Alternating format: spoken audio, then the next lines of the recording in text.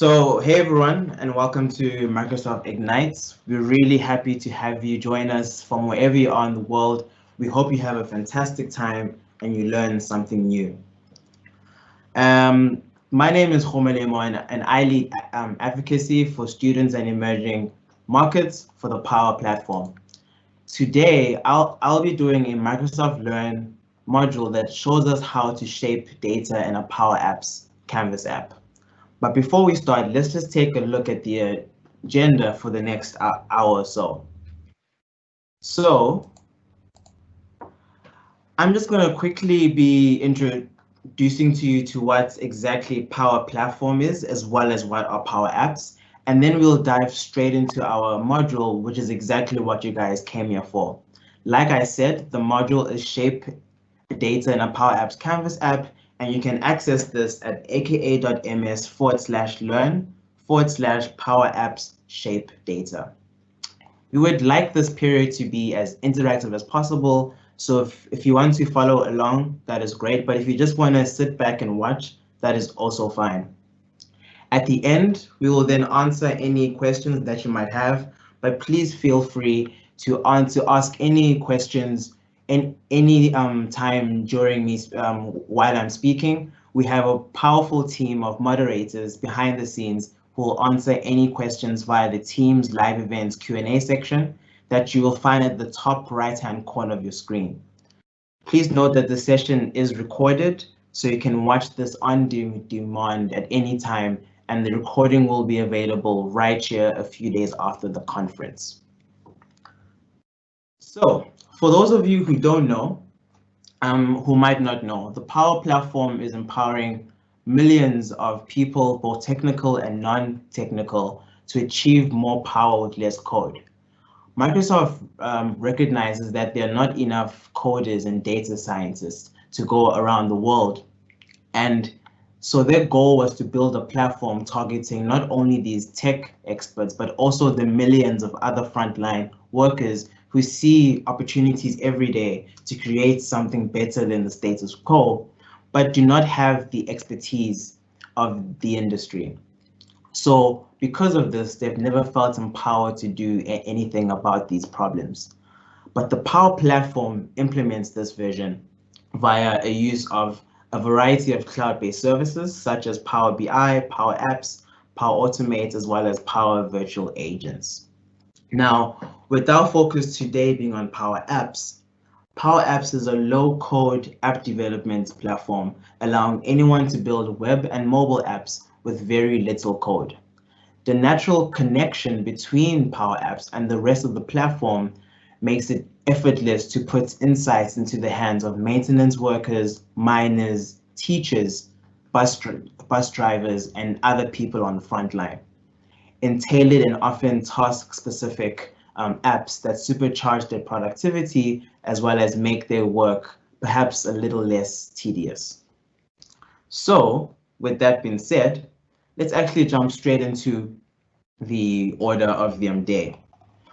So what I'll do is now just take us to the Power Apps website here.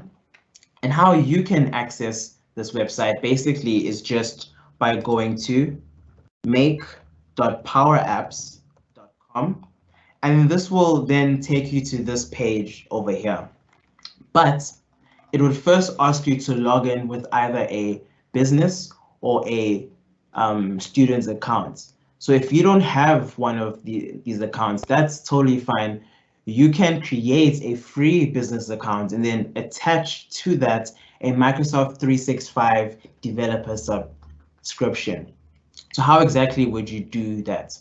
A friend of mine, Joe Camp, has written an article that you can find at aka.ms, PA for Power Apps, PA test environment, which is a step-by-step guide on how you can use your personal email address, create a business account, and then get a Microsoft 365 developer subscription. And then with that trial, you can then get access to Power Apps. So this article is great. It shows you everything you need to do to set that up.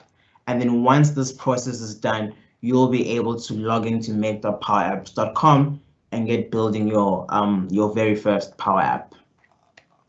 So let's just go back to this site here, and what you're seeing here is been called many things. Some call it the Power App Studio, the Power Apps Makerspace. It's basically a one-stop shop for all things Power Apps. Right, you can create Power Apps, you can implement certain AI services that you see here on the left. You can put in some chatbots via your virtual agents, as well as connecting certain flows using Power Automate. So a big thing about Power Apps is that you can rapidly build your apps using your existing company data via use of more than 200 connectors that Power Apps has, right? So some of these are SharePoint, Excel, SQL Server. You can even use Azure and a variety of other connections there for your data. So there are three ways in which you can build your apps. The first way is starting from scratch, starting right from the ground up. You can build your app. You get a clean, clean space, a blank like template, and you can build your way up. Or if you have data that you'd like to import into the app, you can do that as well. This is one of the quickest ways of making a very simple app using data that you already have and already own. And then another way, which is really great, especially if you're starting out, is creating a Power App from one of these templates, right? A favorite template of mine is this Power Apps training, which is actually a Power App that teaches you how to make Power Apps, right? So it shows you the steps, it tells you what to do, you actually do it in the app. And once you've followed the steps in the right manner, then you can move on to the next step. So this is really great, especially if you've never built a Power App before and you want to learn how everything works. Okay. Now, if you hear it's most likely that you've heard of Microsoft Learn. Let's just go to aka.ms/learn. And basically, Microsoft Learn is this really great resource that allows you and I to learn about and leverage, to learn how to leverage some of these technologies that Microsoft has to offer, from Azure to the Power Platform, right? And all of these lessons take form in a Microsoft Learn module and Microsoft Learn paths, right? A learning path is basically a collection of modules, and each module is sort of like a mini course which goes back to a specific topic. So each of these learning paths are connected to either a role like a developer or architect or a system admin, or they are connected to a specific technology such as Azure or Power Platform. So this is where you can learn all things Power Platform, and this is where we will be learning about our specific module for today, which, like I said earlier on, you can find at aka.ms/powerappsshapedata. And that is the module which we'll be going through today. So let's actually speak about why the specific topic is important. When working with apps, especially those apps that use data, you might not want to display certain bits of it to certain users. For example, let's take a school where you have staff and you have students. Both of these users will be using the same system, but the type of data that you will be showing to each group will be different. So we need to develop the skills of separating these data for the two. So during the course of this module, that's exactly what we'll be doing. And the only prerequisite is that you have a basic understanding of creating a Power Apps. But if you don't, that's totally fine. I will show you these steps over here. So there are a couple of units that we will be going through. The first four, I'm just going to quickly brush through, and then we'll actually get to like the meat of the session when we go through the exercise. So let's actually start off over here. Before I begin, are there any questions regarding the types of accounts that you need logging in, or I can carry on with that? How are we doing there? No questions so far? Okay, cool. Let's actually get going with that. So there are certain functions within Power Apps that you would like to know because they are really useful, especially when you work with data. And one of those functions is filtering. With filtering, you only use this function where you want to display data that's specific to or that is relevant to the user which is using that specific system.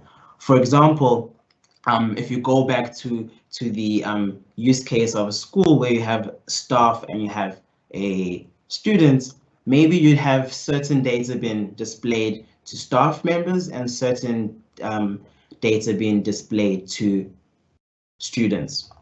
And there are a number of ways that we can implement this, and that's what this unit goes through, but we will look into that into more detail later on.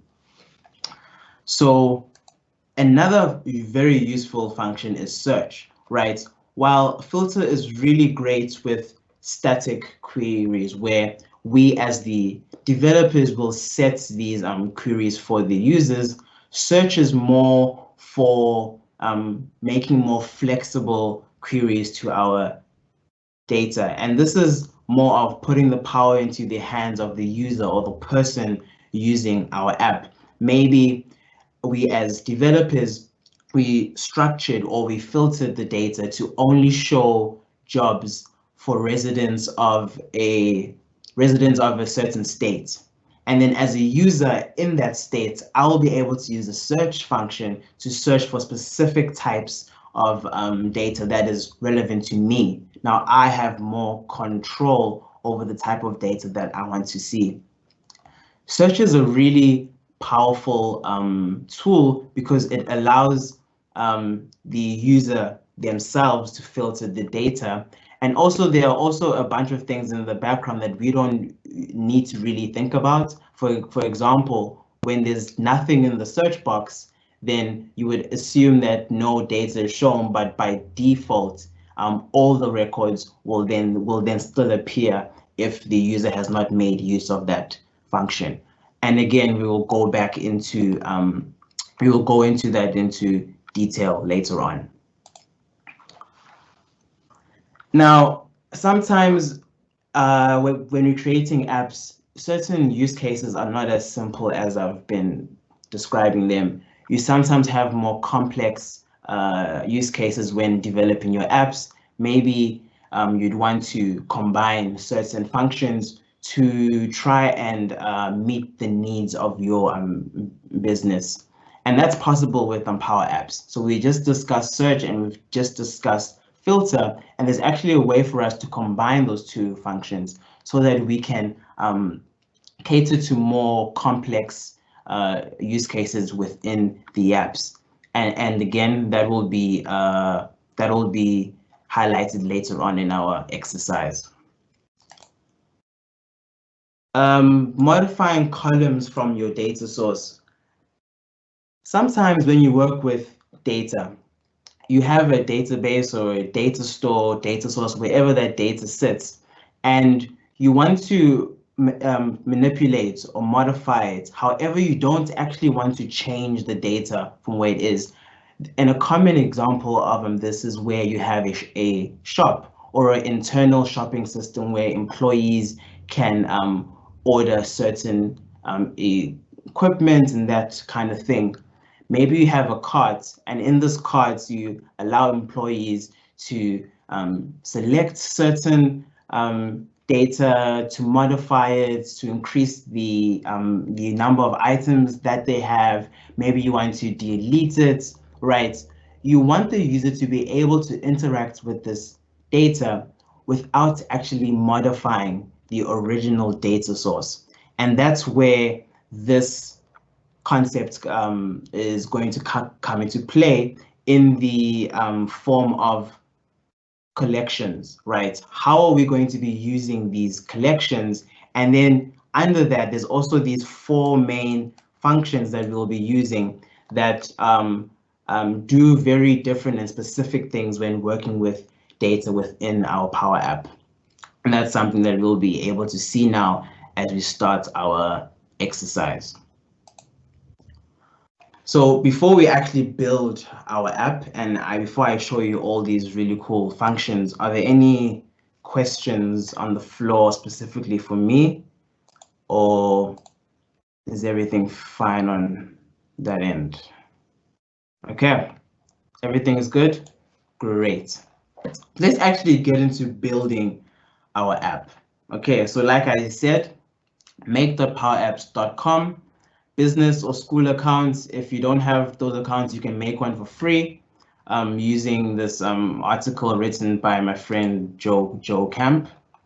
And then once we have logged in, let's actually minimize this a bit so that we can work with it. Let's put that in the corner. Let's put that there. Right, I think that's good enough to start working with our app. So the first thing we're going to do is, for this specific exercise, we need to have a data source, right? So we are on the same page. Let's actually go in and download the data source that we'll be using for this specific exercise.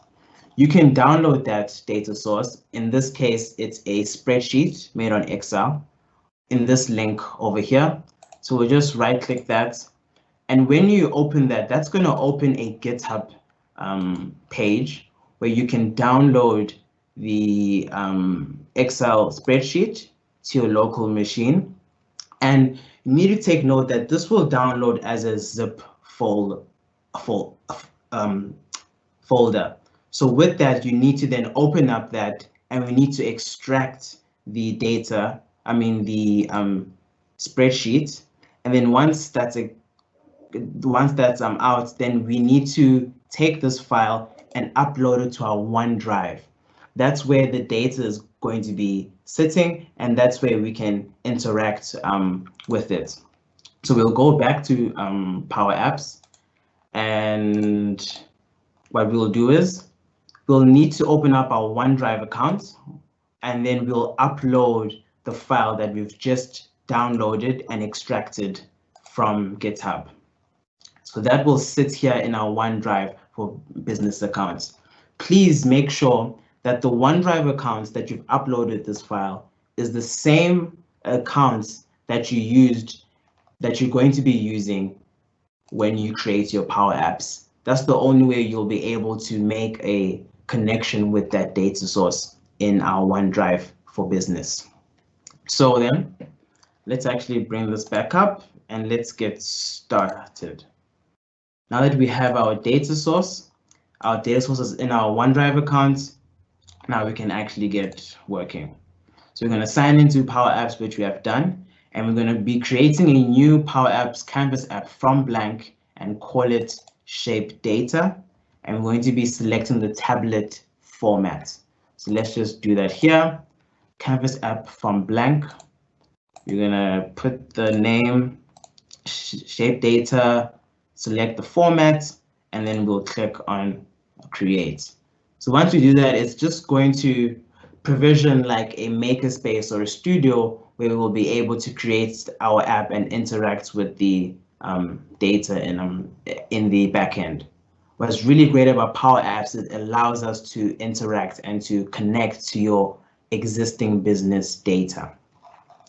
So from then on, we need to do a couple of things before we play with some of the functions that we've talked about.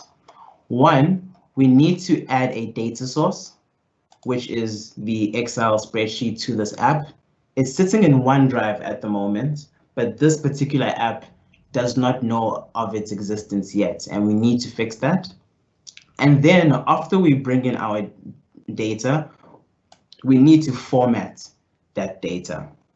So the first step is adding a data source, and this is how we're going to be doing that. So we'll go to insert here, which is at the top. We will select a gallery, and we'll choose a vertical gallery. A gallery is just a fancy place to display your data. It can be a gallery or a table, whatever you want it to be. And then this gallery is currently empty. Now we need to connect our data source, which is the Excel spreadsheet. So on the right pane here, under properties and under the data source, we'll click this drop-down list, right? And then this will open up. And then since our data set lives in OneDrive, we will just click OneDrive for Business. So we'll click that. This is because I've already made some connections, but for you, it's likely to be empty. So you'll click on Add a connection. When this pops up, just click on Connect here at the bottom. That will try and connect to our OneDrive for Business account and read any files that might be useful in our Power Apps. And then once that is up, then you'll be able to choose the Excel file that is inside your OneDrive for Business account. In my case, it is there. Then it's going to ask us to choose the table, right? So inside that spreadsheet was a table of data, and that's the table that it's picking up now. So we want to select that specific table. Then we'll click on Connect, and while that's connecting, it's going to add the data to this gallery. Right, so there you have it, right? We've added a data source, and now it's in our Power Apps, and then we can play and manipulate that data source. So then the next step is now formatting the data in our gallery, right? It looks good, but this data might only make sense to me as the developer. We want it to make sense to anyone who comes in and uses the app. So let's format it a bit. The first thing that I would do here is we'll go to Layout, and we'd select the layout that displays the image, title, subtitle, and body, right? This will add a bit more context to our gallery, more information for the user to see. And then we'll work with the fields, right? These are the fields that have been displayed on our gallery here. And according to this exercise, we need body to be description, we need an image, we need the unit price, and we need the name. So let's actually get that going here. So for the body, we need a description. Image, we'll leave it as that. Subtitle, we will use the unit price. And then the title, obviously, is the name. All right, so that looks a bit better, right? So we'll just press this X over here next to data. And then it looks good. But then as a normal user, if I come in and look at this, I see this number, and I might not know what this number means. So let's add a bit more context to that. So over here, you can see we're going to be using this formula to add a bit more context. So let's actually copy that, right? Let's copy that. And then I'm going to click on the price in the first row. And then I'm going to make sure that my property in my formula bar on top here is on text, right? So I'm going to replace that with the expression that I copied from the learning path, right? And now all of them are displaying as a monetary value, right? So let's just quickly explain what I've done here. Is I've added text, right? I say text because it's between these are markers here.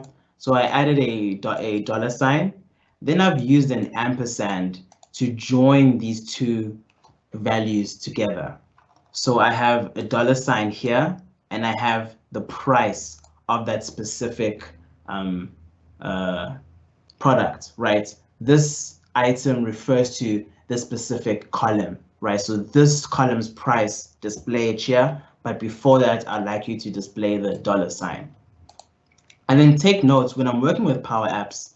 What I always do is I always click the item in the first row, right? I never click here. If I want to edit something, I would click in the first row, because this first row in a gallery acts as the template for all the other rows, right? So if I were to move this arrow in the first row over here, all of them would also move, because this first row acts as a template for everything else. In the same way, if I wanted to maybe change the style of this image, right? Maybe I wanted to fill in those gaps quite a bit. I would click on the item in the first row. On the right here, and on the properties, I go to image position. Then I make that to fill the space, right? And then it'll also edit everything else in that gallery. And from what we've done, this looks a bit more better. There's more context for the user if they were to use this particular system. Right, so we've added our data source, we've formatted the data in that data source, and now we can now use some of those functions to shape our data. So just before I carry on with that, again, I would like to check if there are any questions on the floor. Nothing on our side. Okay, cool. Now, what we'll be doing is we'll be using the filter function, and you'll now understand exactly how that function works. So we're now in this section of the exercise. We're going to be selecting the gallery, making sure the items property is selected, and in the formula bar, we're going to use this expression over here. So let me just copy that and then come back to our app. Again, we're selecting the gallery. We're making sure the items property is selected there. And now we can see in our formula bar, the word items is already present. This items refers to our data source, our Excel spreadsheet table. If you recall earlier on, as we were adding our data source, this is where we have, this is the name of that table that contains our data. If your table is called students, that's where this data will live. So, I mean, that's the name that will be displayed in this formula bar. So now I'm just going to replace this with the expression that we copied from learn. And we'll notice that now there's only two products here. This is because the filter function was used on the items data source. So basically what we're saying is we want to filter all the records in the items data source, and we only want the records that match this condition, right? And the condition that we've provided is that the origin is from China, right? Obviously, we cannot see that that piece of information here on the screen, because maybe we realize that that information is not relevant to the user at the time. If maybe users from China were to access this particular app, we would then use that to use this filter function to only show them the items that originates from where they are. So that's what the filter function does. But also, we can also then try doing the same thing, but with the AND operator, right? Maybe we have much more complex conditions. For example, if we were to go back to the use case of a school, and you have a staff and you have a student, a staff member, this data is only showing to all the staff. However, we want to filter this to maybe say, are they a staff member and are they also a lecturer? Because in a school, you can have lecturers, you can have the dean, you can have the presidents. There's many roles to it. So maybe if you want to make your condition more complex, you can use the AND operator. So let's actually copy that, and then we'll replace this with that. So now we're saying we only want the items where the origin is China and they've sold more than 25 units, right? So this item meets both of those conditions. That's what AND means. It needs to satisfy both. And just to let you know, what's really good to note is that when you're using these keywords here, make sure that your AND is always in uppercase, right? That's something that a lot of people forget, and then they get errors. So make sure that AND is a uppercase AND. And then also, in addition to AND, you can also use OR, which says that it's either this condition or the other one. So in this case, all of those records come back. Okay, so that's just the small way in which you can use the filter key. So let's replace that with items again, and that's back to normal now. Okay, so let's go back to our exercise, but before that, let's check out questions. Any questions from our side, from the attendee side? Nothing at all? That's great. Okay. Now, since we've seen how filter works, let's see how search works. Okay. So on search, we need to have a search input box where the user can actually type in something that they want to search for. So let's actually put that in now. So we're gonna go to insert, then we'll go to input, and we'll say text input. Let's have that there. Let's expand it a bit, make it a bit bigger. Maybe you want to change the font size a bit. Okay.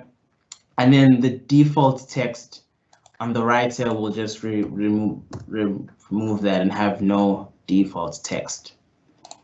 Now, the next step is actually very crucial when working with anything within Power Apps. We're going to actually rename this input, right? So how we're going to do that, we're going to click on it. And over here, where we see like a tree of all of our components, we're going to right click on that input and rename that to search input. So for those of you who don't know, when we're working with the various components in Power Apps, it's a very good practice to rename them, because you'd want to refer to them later on. And also when you're building more complex apps, you'll have multiple iterations of the same component. So the same gallery, the same button. So you might want to consider naming them so you can refer to them later on. So in this case, I've called that search input.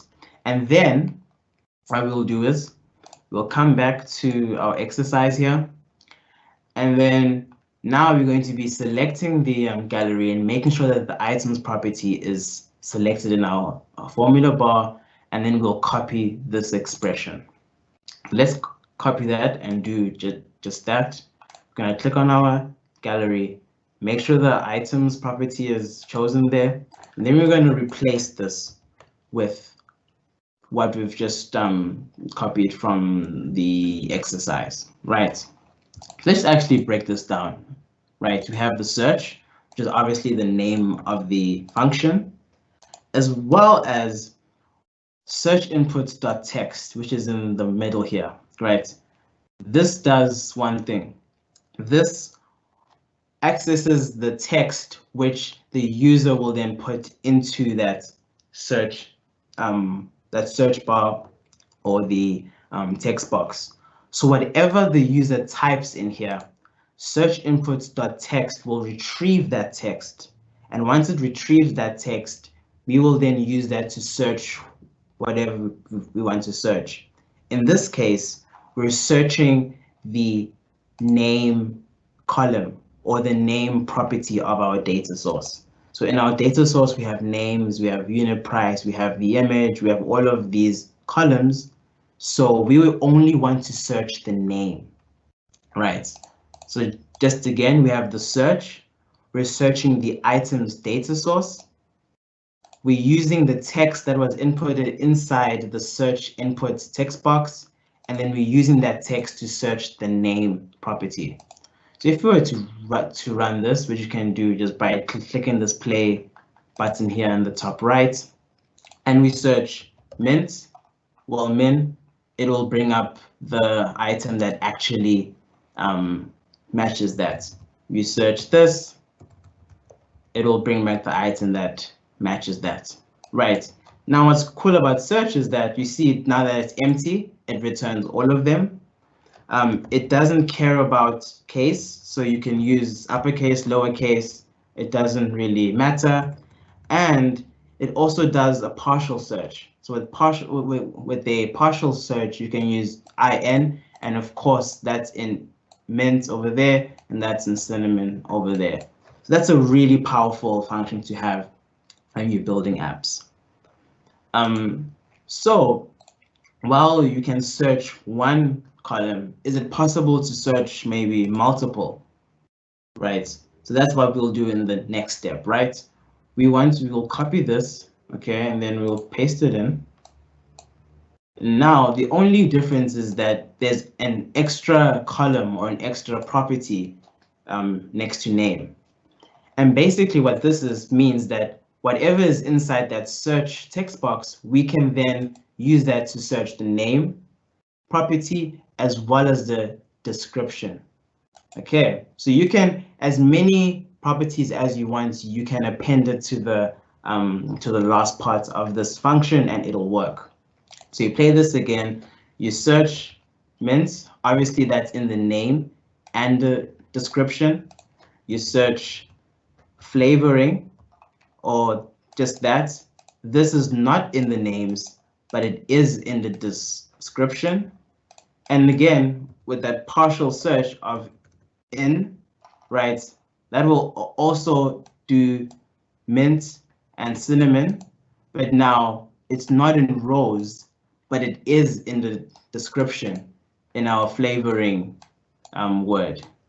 So it's really cool what you can do with the search. And just by implementing that function, it can do quite a bit. So we've gone over filter, we've gone over search. Now the next step naturally is to combine these two functions for a much more complex use case. So for here, we're gonna combine the search and filter. So again, let's take a look at one, which says start with the search function that we completed in the previous step. That's the function that we have over here. And then we're going to replace the items property with this over here. This actually, we're not going to copy this down here. We're actually just going to copy this filter function, and we're going to replace the items property with that filter. And why this function works like this is because when we're searching, right, let's go back a step. Let's actually take this back out. When we are searching within a data source, right? So if we replace that data source with this filter function, we need to remember that the filter function returns a data source, but it returns an incomplete data source based on the condition that we have set here. So that is why we can replace that with this entire function, is because ultimately filter returns a data source anyway. Whether that's incomplete or complete, that's totally up to you as the developer. So a use case which fits this is I want to filter a data source for people in a school that are students, but then allow those students to search for other teachers, or a better example of that is to filter data source to people who are staff members, but then those staff members maybe only want to search for students that you teach, for example. So there are many ways in which you can mix and match those two functions together. Okay. And with that, are there any other questions that we can go through? Questions on our end? Nothing. Okay, cool. Awesome. Thank you very much for the moderators for answering questions in the chat for us. If you have any questions along the way, just put them in the chat and they will be answered for you.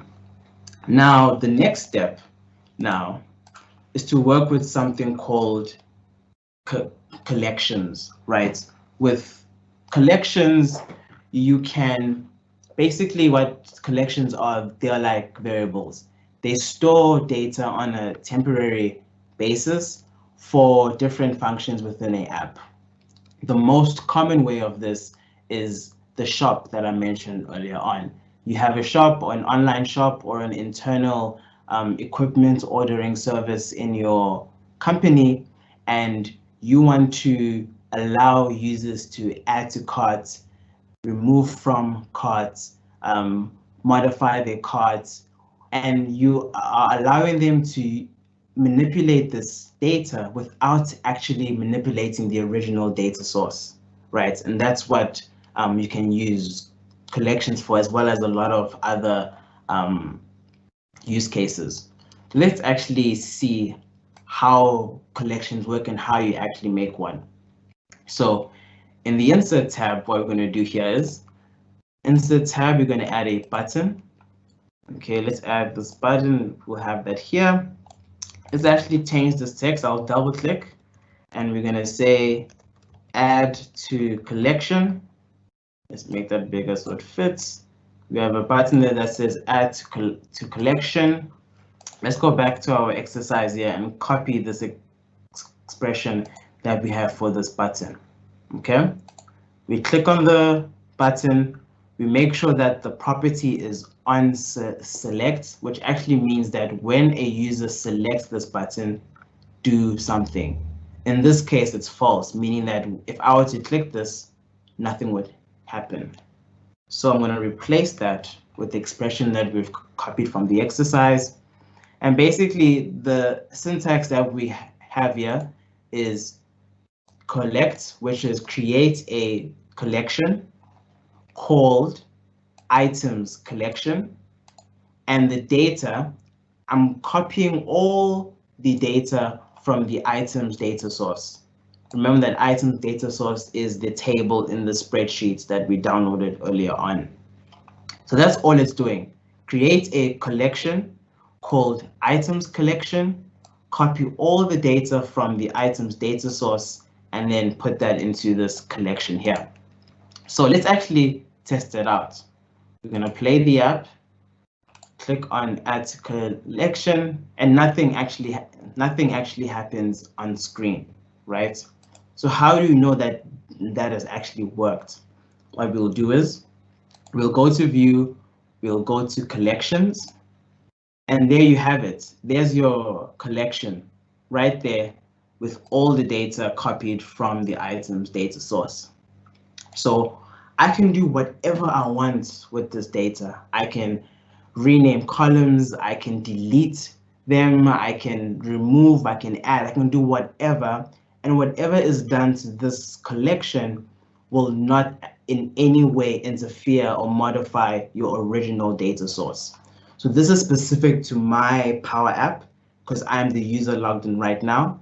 If I log in and if I log out and log back in, this data will be gone, right? So it's only for that specific session. And that's really great that there's a way in Power Apps to manipulate your data on a temporary basis. So now what we'll be doing is then we'll see and make use of the other functions when working with your collections. So what we'll do is we're going to be adding a new screen because we will be focusing on a different set of functions that's unrelated to this. So what we'll do is we'll say insert, we'll get a new blank screen. So we have a new canvas to work on. And then instead of a gallery, which is one way to display your data, we'll be adding a data table. All right, let's spread that out so it's nice and big. And then the same way how we added the data source to the gallery, we'll be doing the same here. So what we'll do is we'll say, we'll open that up. And since we have already connected the data source that appears there, but also what also appears is this items collection that we created in the previous step. So let's rather actually use that as a data source instead of the items data source. Right, so this is taking the data from the collection and not the Excel spreadsheet. So with data table, these work a bit differently, where we would actually need to add the fields manually for this table. So we'll have name, we have description, origin, unit price, units sold. Let's add all those, and then there's our data. Obviously, this data looks like the data that we have in our gallery, but the data source, where this table is getting this data from, is a completely different place. This data comes from your collection, and this data comes from your gallery. All right, so I can edit this without editing the actual data source. Okay, so now let's actually see what other functions that we can use when working with collections. All right, so what we've added the new screen, we've made the collection the data source. So let's add, and we've added the fields, we've done all of this. Let's add the buttons. In this case, we'll be using 4 buttons to represent 4 different functions: the add column, the drop, the show, and the rename. So let's actually do that now. So we go to insert, we will be adding 4 buttons. Hopefully that was 4. Okay, I missed one. Okay, don't worry about UI, we are app makers, so it doesn't really matter. So this button will then showcase the adding feature. This button will showcase the rename. This button will showcase the drop. And then the last one will showcase show. You might not understand what they all do now, but let's actually figure that out. Okay, so for add, the formula that we use is this. So let's just copy that, and I'll explain it as we go along. Let's just paste that there. And before I carry on and explain these, let's take a break for questions. No questions for me at the moment. Okay, doesn't look like there's anything that the moderators have missed. Okay, perfect. Thank you very much.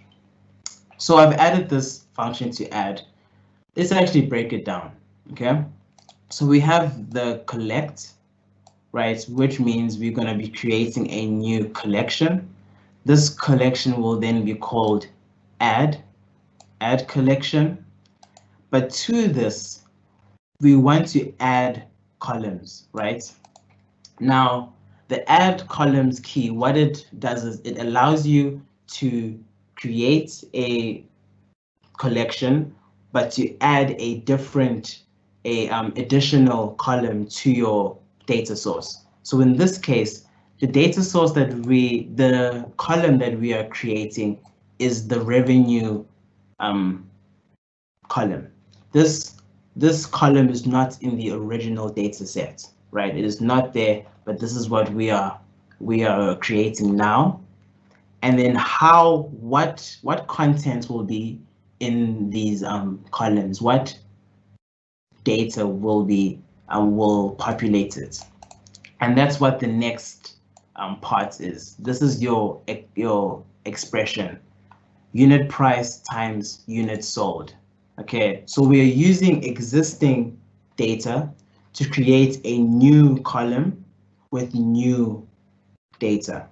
So what we'll do is, if we were to run that, that will then show a new, it would show the original data set in addition to the new column that we've created called revenue, and every value in that column will then be calculated based on what we have told it to calculate over here. That's basically add, okay? And then rename, is that the next one, or drop? Let's rather do drop. Let's copy drop over there. And that's doing the same thing. However, this time we're actually dropping or deleting one of the columns. So we're using the function drop columns and we are deleting the unit price. Okay, so that doesn't need extra part at the end like add, because this just here we just say this is the column, get rid of it, we don't need it anymore. That's what drop does. Okay, the next one we have is the rename columns function. So let's copy that and paste that into rename. Let's have that there. This does the same thing, but then however this time the function is rename columns, and what that does is we're going to be taking one of the known columns, which is name, and we're going to be renaming that column to product, right? And again, all of these functions does something new. We're adding here, we're deleting here, we're renaming here. However, this does not in any way modify the original data source. This all happens in the collection that you can use for whatever use case you have for your app. And then we have the last one, which is show. And what that's going to do, let's copy the function. We'll copy that in, come back to show, and then paste that here. And this is going to create a new collection that is actually just going to display one column. That's what the show columns function does. It just displays for us just one thing. So maybe with the filter and the search, you are displaying certain records, but with the show, you might want to be displaying only certain columns within that record. Maybe you want to hide the price, or you want to hide one of those properties from the user. This is a very good function to use in that case. So we'll actually just click that. We'll actually just play it, and we'll click each button once, right? It doesn't do anything on the screen because we haven't done anything on the screen with that data yet. But then we'll see it in our collections.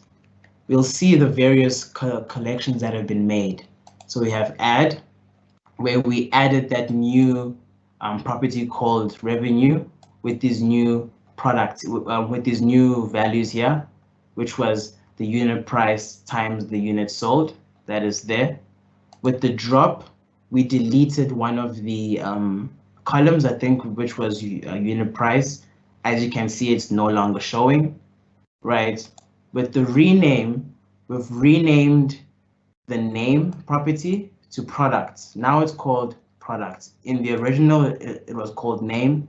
Here it's called product. And then for show, we only wanted to show the name property, nothing else.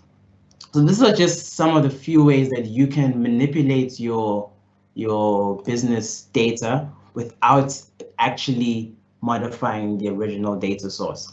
And there are a bunch of use cases that this is useful for, and I'm sure you might also think about some of those use cases as well. Right, so with that, we've finished going through some of the functions that you can use to shape our data. And if there's any other questions that we have from the attendee side, I can take them now. But if that's it, then I think that's the end of the session for now. Thank you very much for watching. Thank you very much for sticking around. And I hope you enjoy the rest of your Ignites.